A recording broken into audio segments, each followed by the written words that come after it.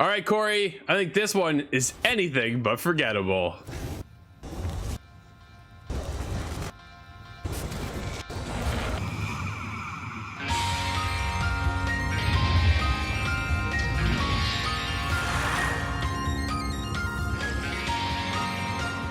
All right, Corey, you and I are checking out Aztec Forgotten Gods, and this is not exactly what I anticipated, I'll be honest. Corey, how are you feeling with this one? Well, you know what, Drew? You sent me over the code and you said, check this game out. I looked at the trailer for the game and I was like, you know what? This looks kind of cool. You know, it gives me this, kind of cool, kind of adventure vibe of a game. And, there wasn't a whole lot of detail. It just seemed kind of like we're, got this kind of grandiose enemies that we're fighting. Like, everything kind of about the trailer was appealing. I kind of like the way this one looked. But jumping into Aztec Forgotten Gods, man, let me tell you, this one was hard to get into. I mean, there's a list of stuff we're going to go through here in this review about this game.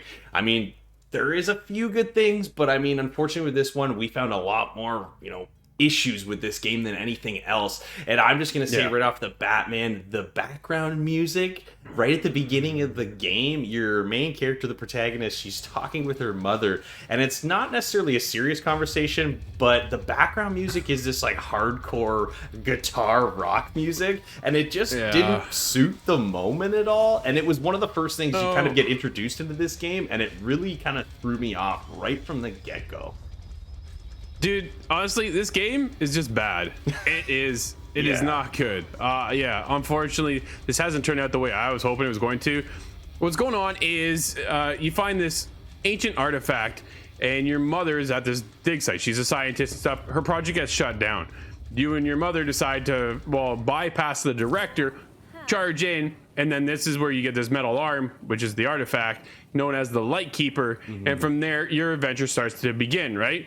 But dude, nothing about this game is exciting. There is so, you watch a cutscene and you can get really involved, right? And you get really invested.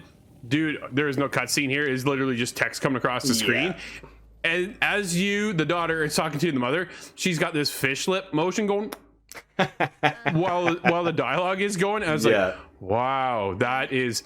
And dude, there's so much text. Like, there's no voiceovers whatsoever. No. There's an absolute ton of text. The combat in this game is horrendous. It does remind me a little bit, though, of Shadow of Colossus, because you are out there to power up this Light Keeper kind of thing. And to do that, you need to take out these giant monsters, a la Shadow of Colossus. Yeah. Except that game is a lot better than this one. Yes. Because these monsters...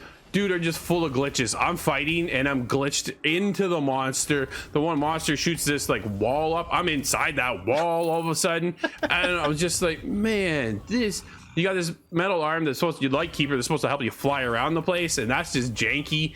Yeah. Dude, nothing about this game works. It is bad. Unfortunately, it's bad. The only good part about this game for me, Drew, was the idea of it. I really liked the idea of what the story was, and kind of, like you said, a la Shadow of the Colossus, fighting these giant monsters. But the problem is when you're fighting these things, you're all over the place. You're inside them. There's no collision detection. It's just absolutely horrendous. I don't like to just trash games. We come on here, we're trying to be, as objective as possible, but I don't know who would pick up this game, pay the $40 for it, and really come out of it saying, that was worth my money. I just think there's too many kind of short-sighted things with this game to really, give it a great score. Well, Corey, unfortunately, Aztec Forgotten Gods is going to become forgotten because this didn't pan out for either one of us. No. I'm going to wrap it up with a quick score of a 1. What about you? You know what, man? I'm right there with you. There's nothing in this game that worked properly between graphics, audio, voiceovers, anything. It was all a mess. I'm a 1 right there with you.